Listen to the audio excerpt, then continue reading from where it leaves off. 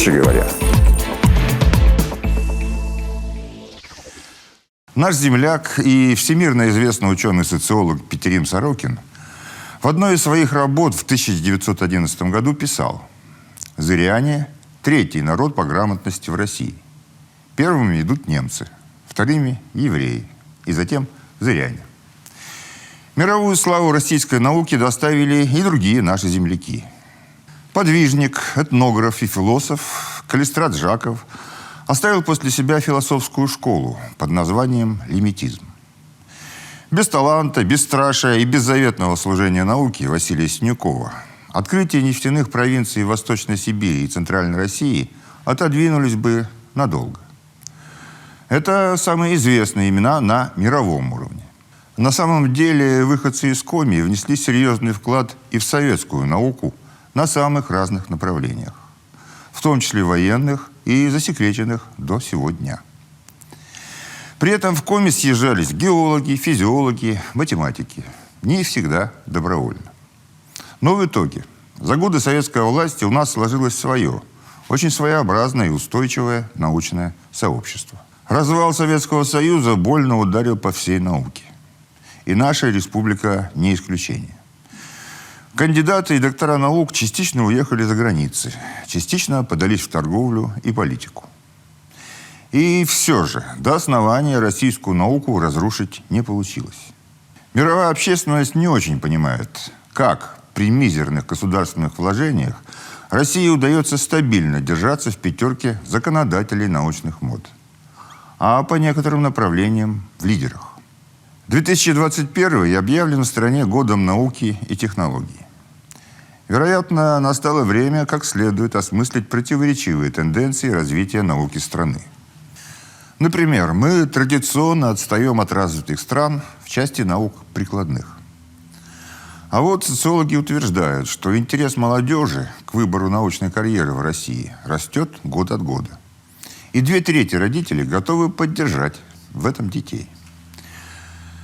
На эту и другие темы говорили в День российской науки. Под председательством Владимира Путина в режиме видеоконференции состоялось заседание Совета по науке и образованию. Президент, как водится, отметил главные достижения и болевые точки. Не забыл и про зарплату рядовых научных сотрудников.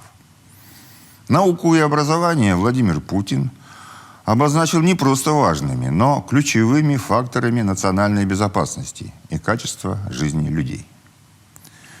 Во вторник Владимир Уйба провел заседание Совета по науке и образованию при главе Республики Коми.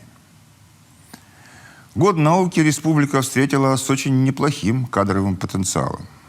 По численности исследователей мы занимаем 3-е место в Северо-Западном округе. А по количеству докторов наук Коми идет сразу за Санкт-Петербургом. В авангарде Коми научный центр под руководством 2 академиков и 2 членов-корреспондентов Академии наук. В 3 государственных вузах и 3 филиалах обучается около 20 тысяч студентов. Реформы и кадровые перестановки последних лет, конечно, потрепали нервы нашим ученым. Но на то они и ученые, чтобы не жаловаться на трудности, а продолжать заниматься любимым и важным делом при любых обстоятельствах.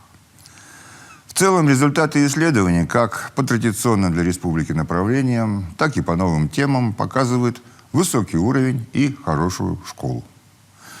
Таких признанных в мире научных школ у нас аж 9.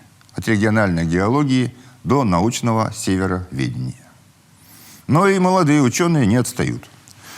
Например, сыктывкарские ученые впервые в мире синтезировали алмазное стекло и экспериментально доказали возможность существования алмазных звезд. Под руководством нашего доктора геолого-минералогических наук Татьяны Шумиловой эксперименты проводила большая международная группа ученых. Генетика Екатерину Прошкину за вклад в науку отметил сам президент. А книги нашего самого молодого профессора Российской академии наук Алексея Москалева издаются на нескольких языках. Сыктывкарский ученый уверен, что самый обычный человек может и должен хорошо жить минимум до 86 лет. Постепенно налаживаются и связи с бизнесом через такие центры коллективного пользования, как геонаука, биология, химия и другие.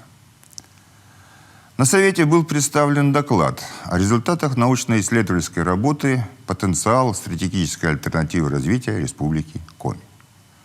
Ученые Коми научного центра предлагают различные, уже просчитанные направления инновационного развития региона.